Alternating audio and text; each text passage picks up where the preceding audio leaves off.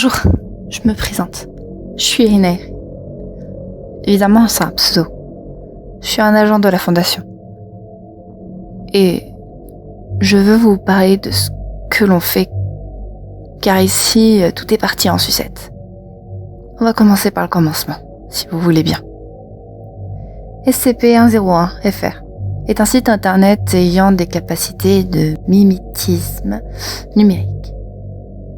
SCP-101 est considéré comme conscient de par sa capacité à réagir contre une instruction extérieure, en envoyant un virus hautement infectieux rendant inutilisable l'ordinateur du pirate, puis en faisant évoluer son code de manière à combler la brèche informatique utilisée par le pirate. SCP-101-FR a pour seul objectif de dévoiler l'existence de la Fondation aux yeux du monde. C'est pourquoi il faut envisager que SCP-101 ait pu être créé par un groupe d'intérêt connaissant l'existence de la Fondation et cherchant à lui nuire. Ce site se trouve être la réplique quasi parfaite de l'actuelle base de données de la Fondation. Aucun serveur hébergeant SCP-101-FR n'a pu être localisé. Toute tentative de remonter jusqu'au serveur ayant jusqu'à aboutir au crash de l'ordinateur effectuant la recherche ou à son infection par un virus informatique. Aucun autre site de ce genre n'a été retrouvé. Seule la Fondation semble affectée.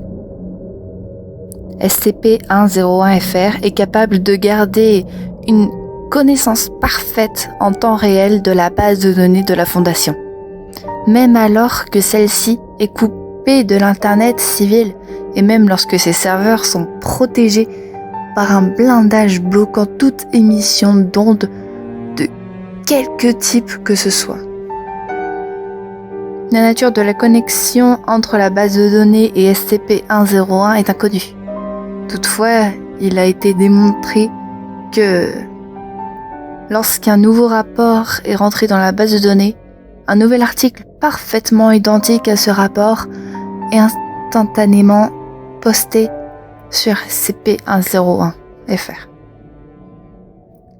Lorsqu'un shutdown de la base de données de la Fondation a été déclaré peu après la découverte de SCP-101, SCP-101 est resté en ligne.